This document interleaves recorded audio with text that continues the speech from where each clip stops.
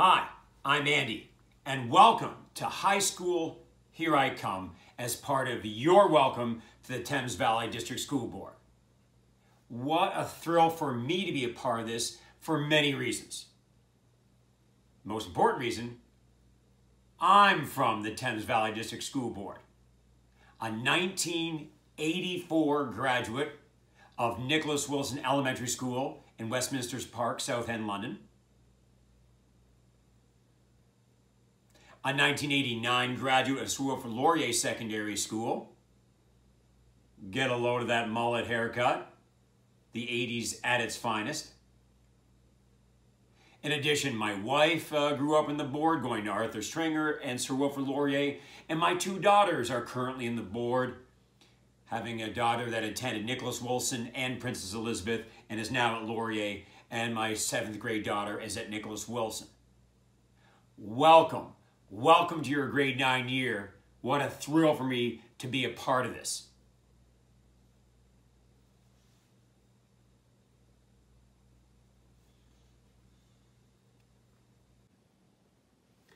Like some of you, I was born here in London. Now, who was like my wife and my daughters and you were born in Victoria Hospital? Okay. I know this whole video interactive thing isn't quite the same, but at least some of you are nodding. Thank you. How many out there are like me and you're born in St. Joseph's Hospital? Anybody? Okay. Yes, I was born in St. Joseph's Hospital, 1970. And as some of you may recall, they closed the maternity ward there, about 10 years ago. So the London Free Press listed all the famous Canadians born in that hospital.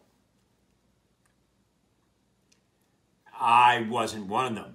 But you definitely know the names of some very famous people born in St. Joseph's Hospital, like myself and a few of you, including Justin Bieber, Rachel McAdams. Now, this famous actor, as you know, had her big break in a movie called Mean Girls, and her career took off with movies like The Notebook, Wedding Crashers, Doctor Strange. It's the hospital where Ryan Gosling was born. Ryan Gosling was up for an Oscar for a movie called La La Land. In fact, he met Rachel McAdams in that movie called The Notebook. And many people think I have a striking resemblance to Ryan Gosling.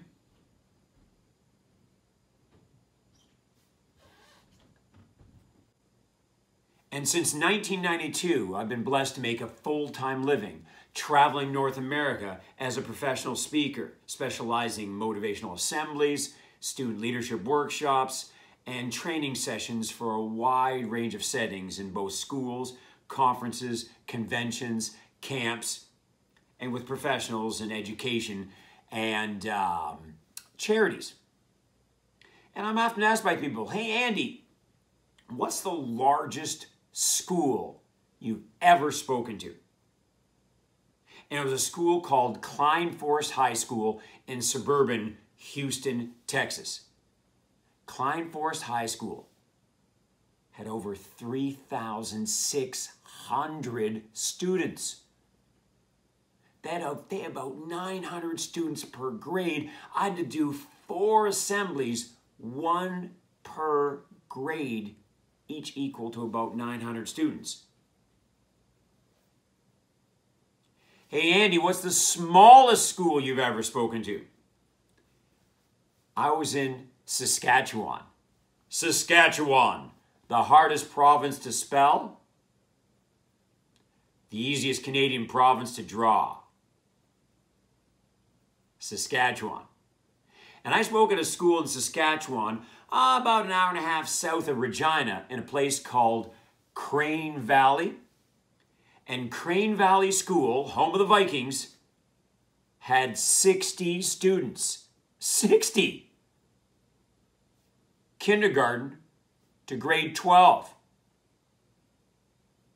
They had 5 grade 9s. Talk about an easy grade 9 welcome week. 5 kids. Imagine hosting like a barbecue. Hey, we're going to put on a barbecue for you all. We're splitting a pack of hot dogs. There's 12 in a pack. You all get 2. Hey, we have leftovers. Imagine doing a barbecue with 1 pack of hot dogs and you have leftovers because you only have 5 grade 9s. How did you do icebreakers for 5 grade 9s? All right, for the next icebreaker, I need you to all pair up. Except for you. We'll have to give you a teacher. That's right, this school had 5 grade 9s, 4 grade 10s, 5 grade 11s, and the class of 1999, 1 grade 12. 1. Her name was Sheila. I said, Sheila, your graduation prom's going to be a little shorter this year. And she said, well, they'll play all my songs.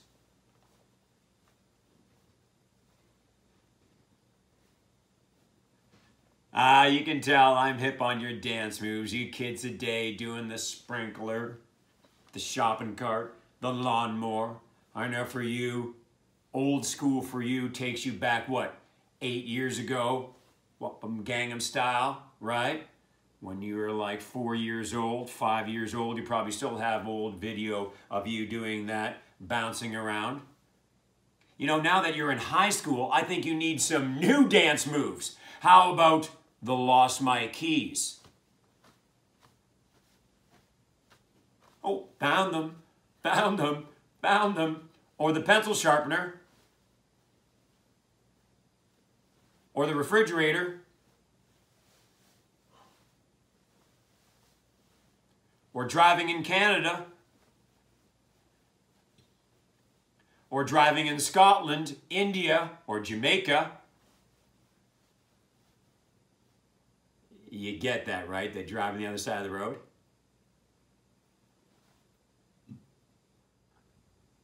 So there I am, speaking at the smallest school I've ever been to.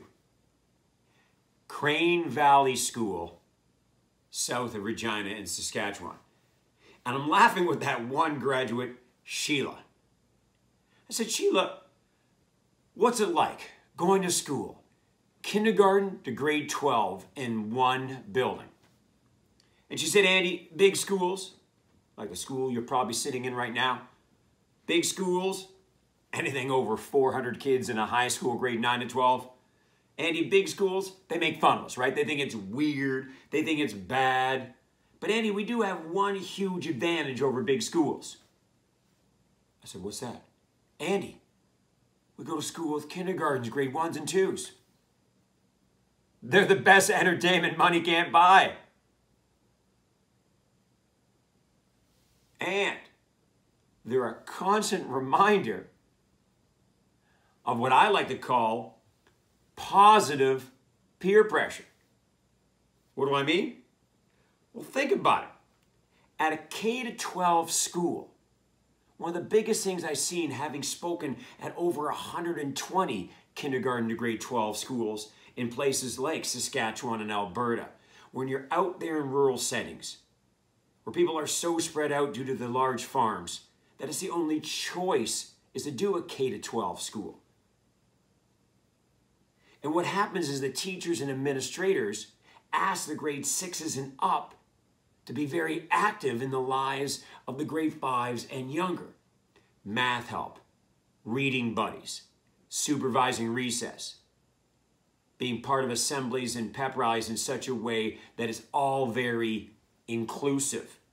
And so they keep on asking kids at your age to take on a leadership role to kids under the age of 10.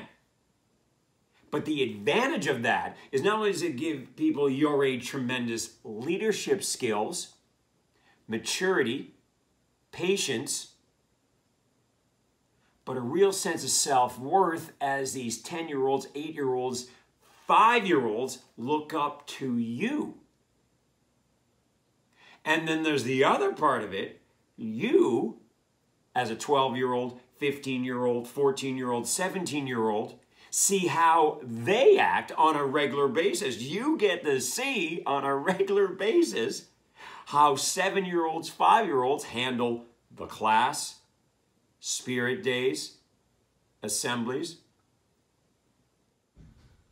Sheila says to me, Andy, the peer pressure that comes from grade 1s and 2s at our school. I said, peer pressure from 5 and 6-year-olds? And here's the problem with the words peer pressure. As soon as I say those words, you're all thinking of negative peer pressure, right? You took this in grade 6, 7, 8 about negative choices with drugs, alcohol, choices at parties. You're picturing a grade 2 coming up to you after recess. Come on, man, just try some. Of course, the try some is stop drawing with markers. Go back to crayons. That's the worst thing a grade 2 could be all about. Crayons, man. I've got every color of the rainbow. Here, I'll set you up for free today. This is called magenta. Little purple, little pink. You like it? No, no, no. Can peer pressure be negative? No doubt about it. But you know what's even more powerful?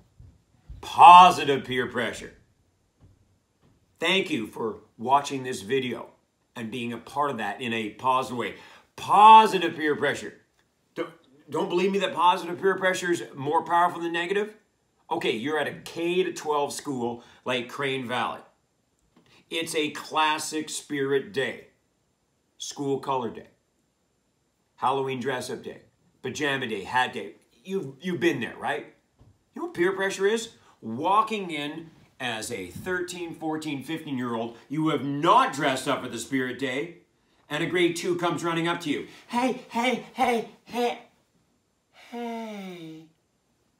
You didn't dress up for the spirit day. I did. That's peer pressure. You know what peer pressure is?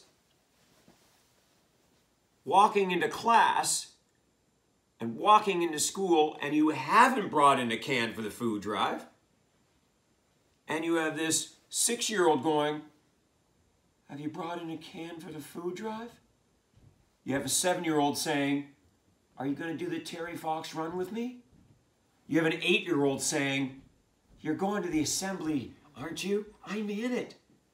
You have the 5-year-old saying, you're coming to my concert, right? It's going to be great. Even the biggest jerk, the person having the worst day as a 14-year-old or 17-year-old is not going to look at a 6-year-old and go, no, it's going to suck. What do these 14-year-olds, 17-year-olds say to grade 1s and 2s? Oh, I didn't bring in a can, but I'll bring one tomorrow. Yeah, of course we're going to do the Terry Fox run together. It's going to be great. Of course I'm going to stay for the assembly. There's no way I'm going to skip it. Of course I'm going to come back to the school tonight and watch your concert. It's going to be great.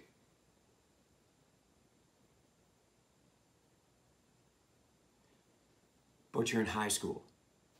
Here. You don't have 5- and 6-year-olds, 7-year-olds in your building anymore. Some of you, if you're in grade 9, you just left a building where you recall that they were a big part of your life. In some cases, if you're in grade 9, you're the youngest people in the building. So how can you be an example of positive peer pressure? Yes, I'm going to class. Yes, I've got the homework done. Yes, I'll be part of the spirit day. Yes, I'll be part of clubs, councils, sports teams, music, drama. Yes, I'm going to take in special events, whether they're during the day or in the evening, because these 4 great years of high school can fly by so fast. Today, I want to talk about positive peer pressure and how you can be a part of it in your secondary school experience. Now, what is the best way to be an example of positive peer pressure? Let yourself remember and act in many ways like you used to in grade 2. and have a grade 2 attitude where you had no fear of failure? None. You wanted to volunteer. You wanted to try. You wanted to answer questions. You wanted to ask questions. No fear of failure. Grade 2 attitude. The best way to be an example of positive peer pressure. Now, what's the best thing about grade 2? Take a field trip that allows you to see the enthusiasm of second graders. Because you had no fear of failure. Every time the teacher asked a question, you and the entire class did this.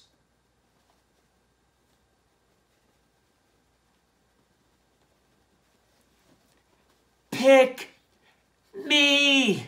Oh, come on, pick me. Remember how excited you were to learn in grade 2? Come on. I mean, for you, education was a game show. What was the prize, Andy? Learning. And that's a prize you can take home every night and put it on the fridge with magnets. It was awesome. But there was one challenge, wasn't there? Remember how tired your arm would get halfway through a day of class? So you had to use your other arm to hold it up? Come on. You had to use your desk? Pick me. You ever use your head? Come on. Do you ever do the reverse headlock? Pick me. Oh, come on, pick me. You were so excited to do this.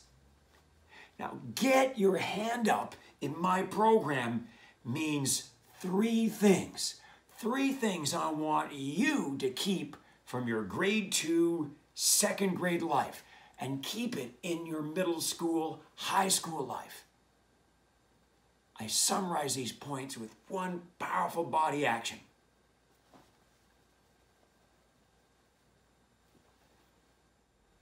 The first thing I want you to keep from your grade 2 classroom attitude was keep the kid that loved to answer questions in class.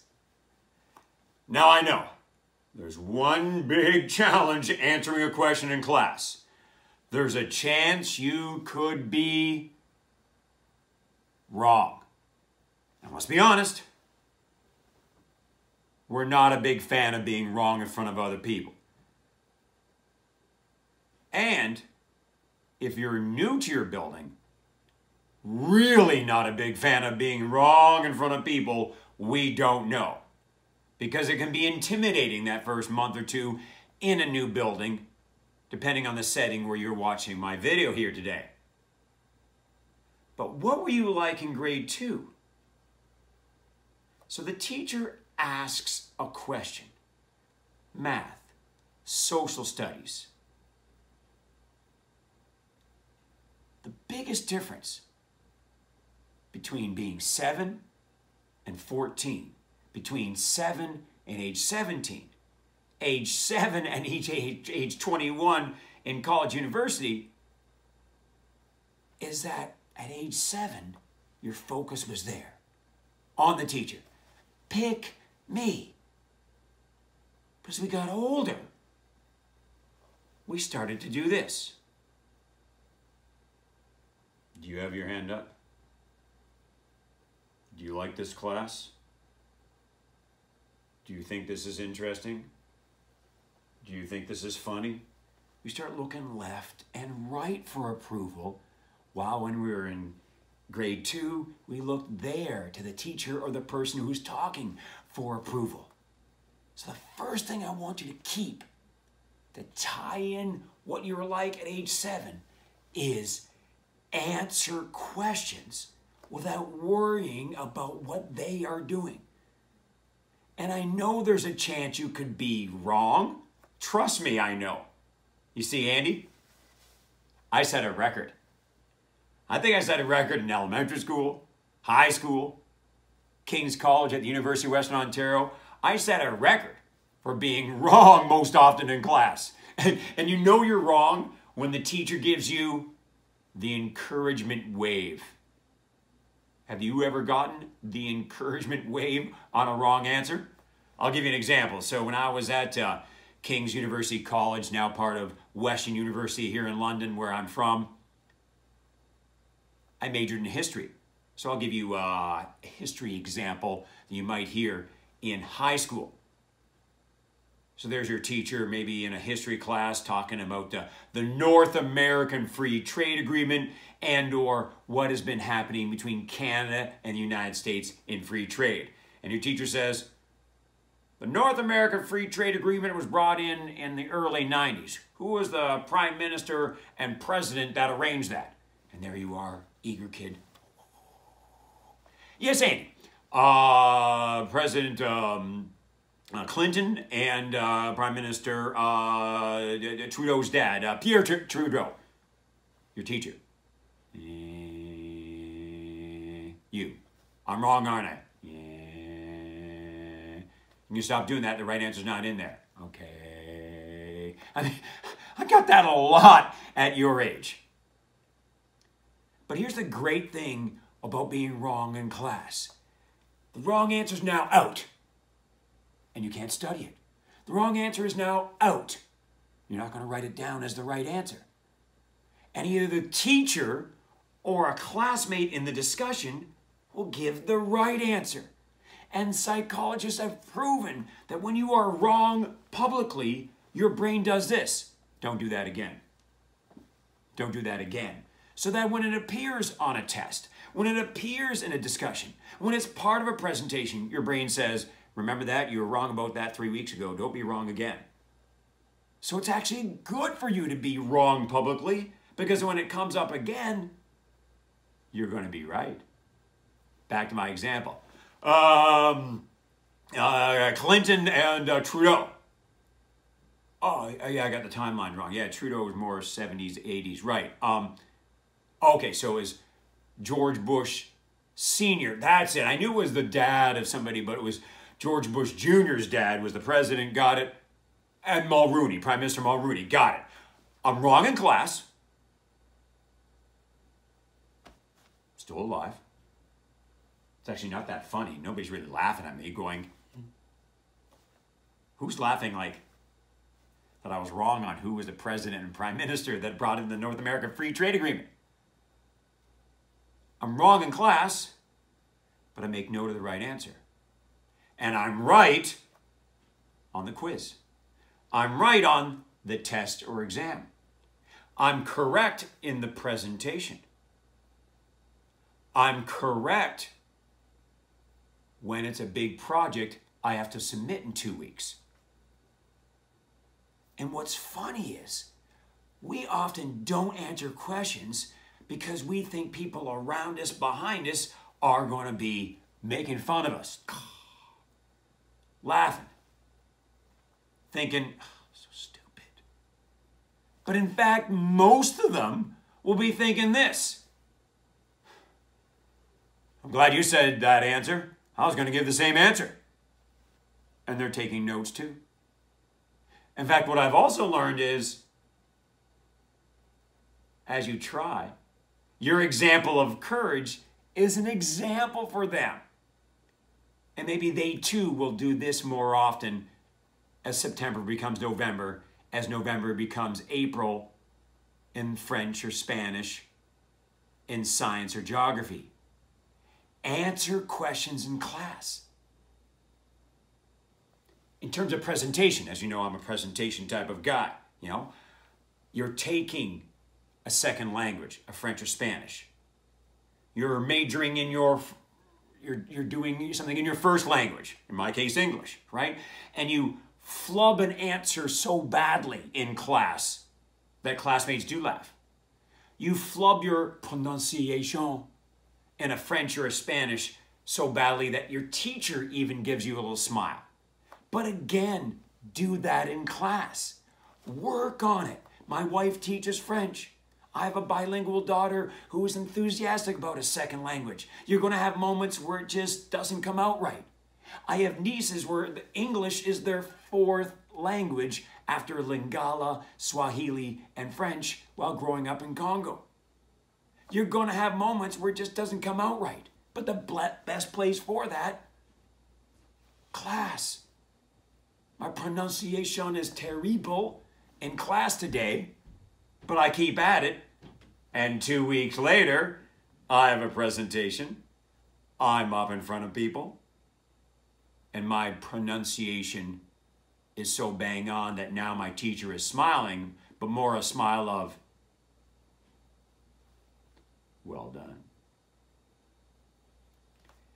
In something like an English or a history, or where I have to express myself in my first language, in my case English, again, I don't word it so well when we begin our discussions, but a week later when we continue and I give a point on a book, my thought on a concept in history, and you actually notice that some people are doing this. That's a good point. That's right. You will get better on how you deliver your point the more often you share that point. You give that answer. So my first huge insight, keep the student that loved to answer questions in class. Be wrong where it doesn't count, the classroom, so you're right where it does count. Tests, exams, presentations, projects, homework.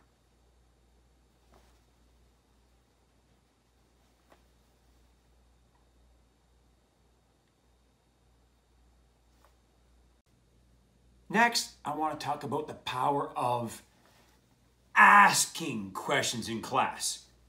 Several years ago, I walked into a school in Brockville, Ontario, Canada. And as I walk in, my timing was perfect that the bell went off to signify the end of class. So a grade 10 math class emptied out right in front of me, and I joined the flow through the hallway. As I join the flow, I'm behind two young ladies, grade 10, 10th grade. And one clearly said to the other as they left math class, I have no idea what happened just in there. Has it ever happened to you? Where you have literally left class thinking, I have no idea what happened in there. I sometimes even call it the cafeteria book throw. Have you ever seen the cafeteria book throw? Where somebody comes out of a class so frustrated that they come into the cafeteria and they kind of toss down their books. What the heck was that? What's our homework again? What was he talking about? What was she assigning? The cafeteria book throw. What was that? Later in my presentation that day, I was able to use that example without embarrassing those young ladies and say this. Don't leave class frustrated. Why are you leaving class unclear about the homework? Not sure about that math concept? Not completely clear what the direction of that presentation is going to be that you have to deliver in a week or even the next day? Too many great students leave class frustrated because they have not asked questions. And back to my earlier point, why don't we ask questions? Because we have moments like this, don't we? The teacher is talking on a wide range of subjects. You have some questions appear in your brain. But you look to the left, they seem to be fine. You look to the right, they're taking notes. You're thinking, they're taking notes? I don't even know what to write. Has that ever happened to you? People are taking notes and you don't even know what to write. It's at those moments you need to slow things down and do this.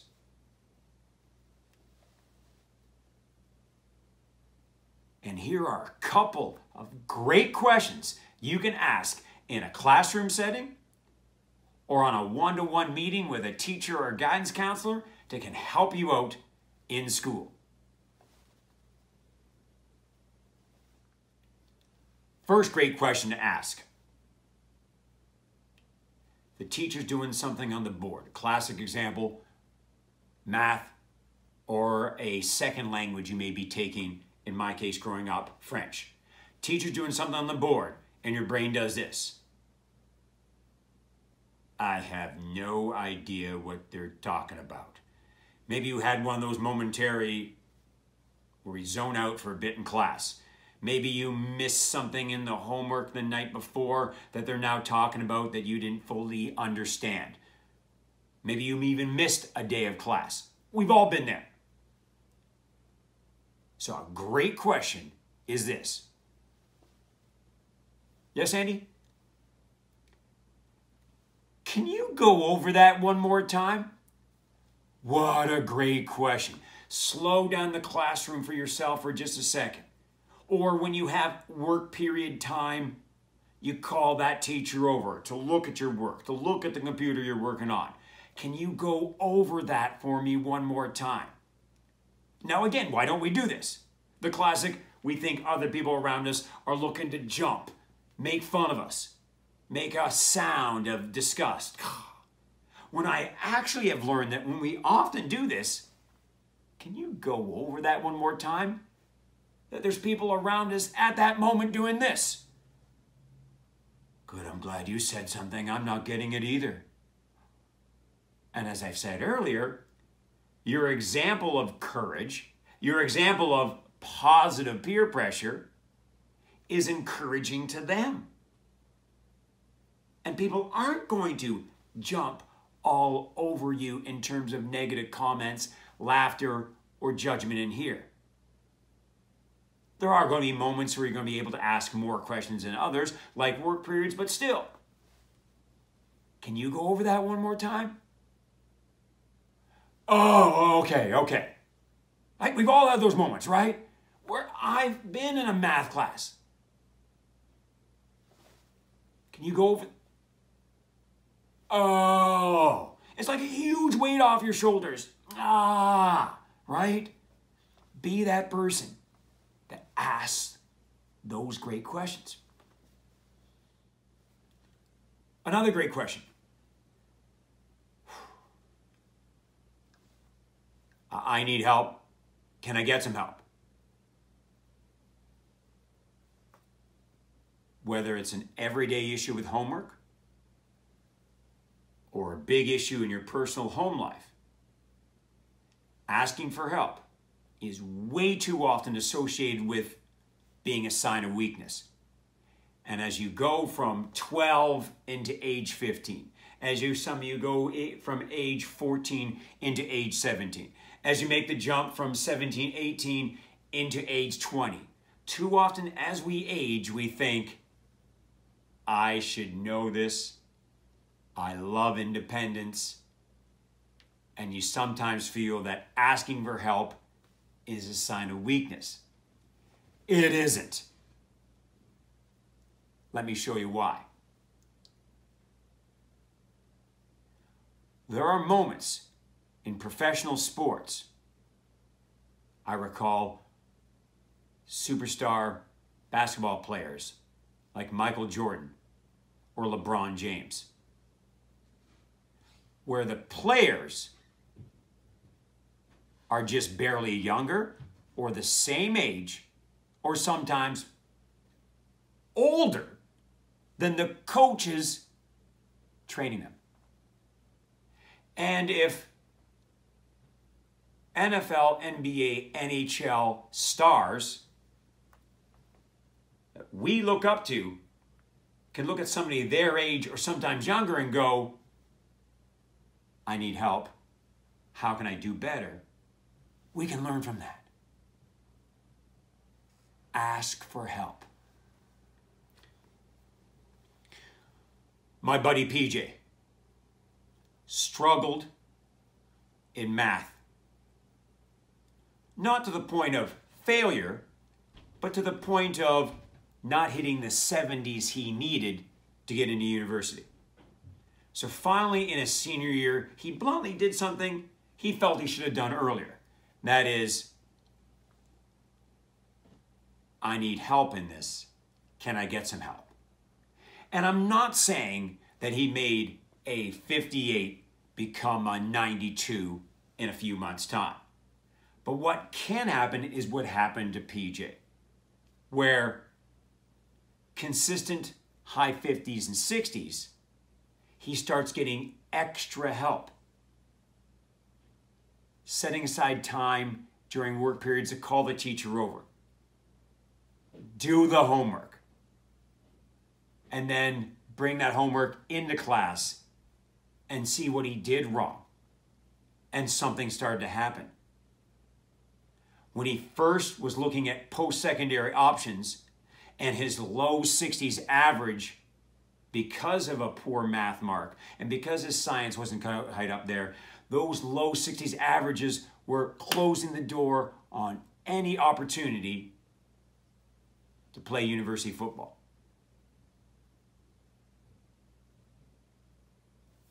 I'm going to read that.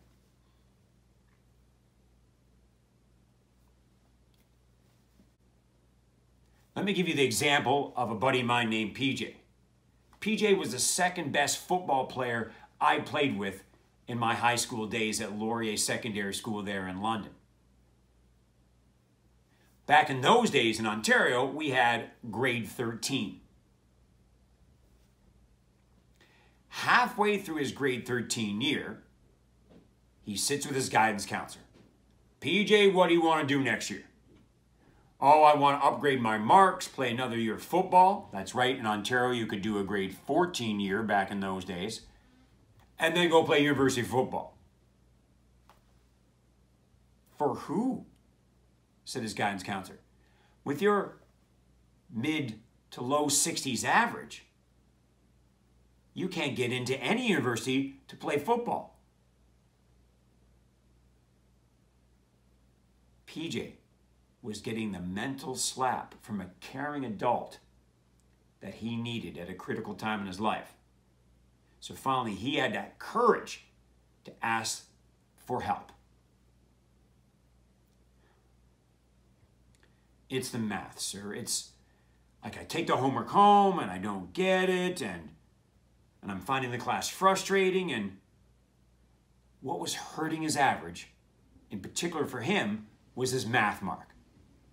And starting in his grade 13 year, and you all have to start a lot earlier than that because you don't have that option anymore, he started getting help in math.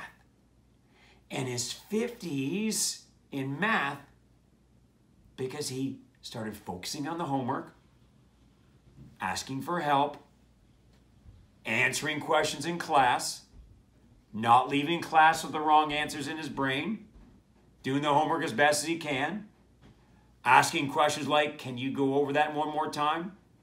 Okay, but I need some help with this. Can you come look at this while we have work periods? And 58 started becoming 64s. 64% averages started becoming 71. And PJ took a mid to low 60s average, and at graduation hit a mid 70s average. He literally went from this kid, so what do you do next year, PJ? His answer, I don't know. And when you hit averages that bluntly don't allow the door of college or university to be open to you, that might be your situation. I know it's not for everybody, college, university, believe me, I know. I know. I have a sister that went right in the workforce. I had a brother that went right into the workforce and then later got his trade papers in welding. I went off to university. That's not for everybody. But I'm saying, when you ask for help, you can open more doors that you might not expect. PJ gets a mid-70s average. Now his answer is this. What do you do next year, PJ? I got a New York University. I'm playing football. How? He asked for help on his worst subject. Ask for help. It's not a sign of weakness. It's a sign of strength.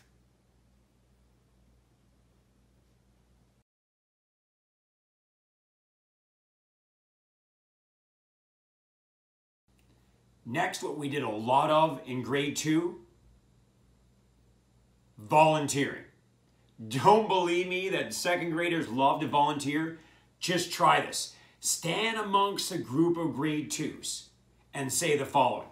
I need some volunteers for... They don't even let you finish the sentence. Pick me, pick me, pick me, pick me. Who wants to do show and tell? Me. Who wants to sing a song? Me. Who wants to say their entire life story in front of the school? Oh, me. But you've seen what has happened in some cases as grade 2 becomes grade 6, becomes grade 8 and grade 9. Some students don't want to volunteer and go first. Some students don't want to go to events, help out with activities, be part of clubs, councils, teams, charities, music. So please make a commitment to you, not to me. I already have my high school diploma. To yourself, pick at least one thing. Pick at least one thing that is bigger than you at your school that you can be a part of. As part of those great categories that include councils, clubs, teams, charities, music, drama, the activities of your school. Pick at least one. For me, I picked track and field, eventually football, and student council. My brother, track and field and football. My wife, choir, orchestra, pit orchestra for musical drama performances. So many options in school. Pick one. My daughter, band and choir. My other daughter, also a member of orchestra. Pick one thing.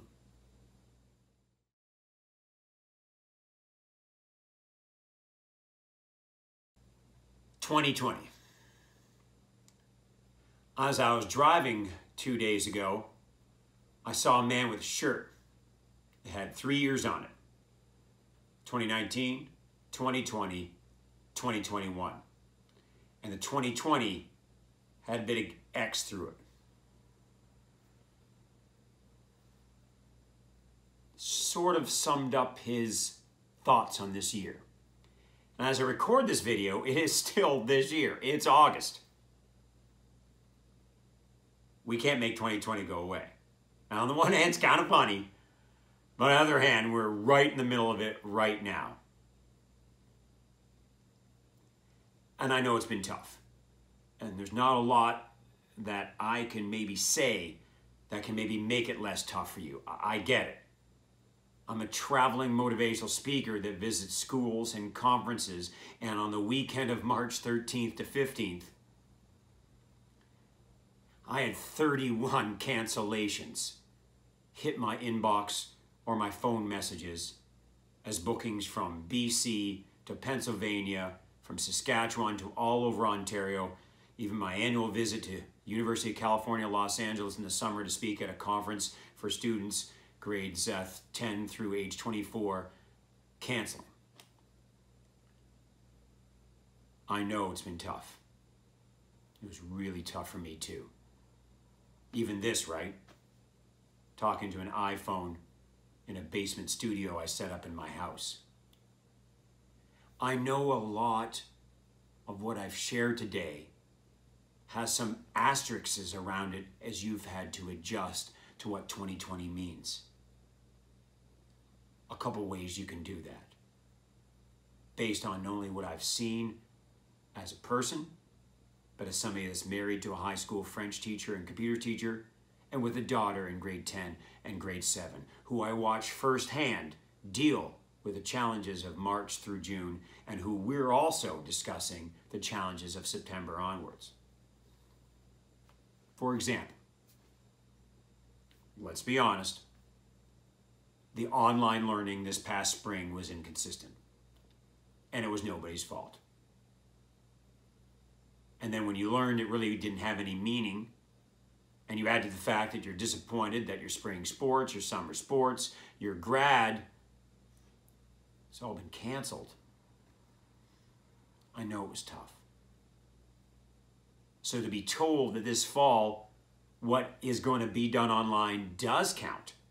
You're going to have some time in class, but also time at home to do homework, do assignments, get your presentations ready. And there might be some element of online with that. Some insights for you. First off, going back to answer questions in class. Now that you have longer class settings, but shorter number of days in class, again, so very important that you're part of the discussions. It's what all students were telling me they were missing, was the people, the camaraderie. Be a part of that this fall, okay? When the teacher is trying to spark a discussion in those classrooms on a topic, share your opinion. Your word and opinion has value. Share that. Answer questions where there's wrong and right, and or give your opinion where opinion is asked, whether it's, say, on a book, or express yourself when you're learning another language. Most of us would be obviously French. Share that. Take advantage of that. Answer questions in class. My point about asking questions in this 2020 unique era. So there's my daughter online taking courses for grade 9 just a few months ago. And as she said, it's different asking questions in these era because you have to, well, maybe type it, right? Express yourself in an email to a teacher. Hey, I'm tackling this work. I know we're not going to be in class for another couple of days. How do we, and I know that's difficult. My daughter excels at writing, and even she said it was different because normally you can just be in class. Can you go over that again? What does that mean? Can you come take a look at my work? There's going to be a few days where you don't have that. But please make that effort, right? Don't sit on a question on day 1 of your time at home, not ask that question, and thus not complete your assignments, projects, work for 3-4 days, depending on how the weekend works and how your schedule works, because then you're going to get behind. You're going to get stressed. Sometimes your 50-year-old dad who hasn't done grade 9 math since 1984, sometimes I have no idea what the answer is or either. So please send that email. Use that communication tool that your teacher is using, often Google Classroom, right, to communicate with him or her. Still ask the questions, even though it might be on an online setting, knowing you're going to be away for a few days. Volunteering. Yeah, I know. I know that the activities that are such a part of so many of your lives aren't there as we get started on your high school career. But I want you to know that together we're going to look for opportunities. That once your teachers and administrators and staff and guidance get into the school year, opportunities to help and build community in some sort of way are going to come up. This is not going to last forever. It's challenging, and I have no answers on when it's going to get better. But already today is way better than March 15th. Today is way better than May 1st. I know. So as you seek opportunities to give back to your school, give back to your community, get back into what you've enjoyed in the past, whether that's music, whether that's sports, whether it's drama, whether it's other clubs and councils you've been a part of. I don't have the answers right now. But what I do know is this. There will be opportunities for you to be patient, for you to be kind, for you to use those unique times in these unique schedules we are creating for the high schools, for you to give back in a way that's going to be different than in the past. But that your kindness and generosity and patience can really make a difference. I know one way, for example, my daughters have volunteered during these times is we've been doing online worship for our place of worship. And so they volunteered to sing from our house and have it recorded and have it to be a part of that. I know I reached out to a coworker because I took a job at Costco during all this because bluntly, I wanted to get out of the house, I wanted to help, and I can't work in a hospital. So I took a job at Costco. And one big thing I've been big on is building community at Costco, getting to know my coworkers. Hey, where'd you go to high school? How long have you worked here? Do you got kids at home? And I've had such wonderful conversations. Even another one of my favorites, what was your first concert you went to? Stephen yesterday said it was Elton John when he was 9 years old, and his mom took him. How cool is that? Back in the 70s as well. Seeing Elton John in the 70s? Cool. You can do those things. Build community. Get to know your classmates.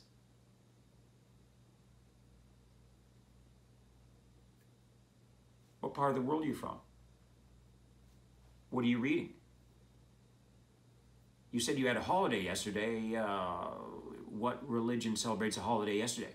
Oh, so what does that mean? Build community. That's one great way you can volunteer. It was in one of those conversations a few months ago I got chatting with Hadil. Hadil is 22, a university student at Western University, came to Canada a few years ago from the Middle East.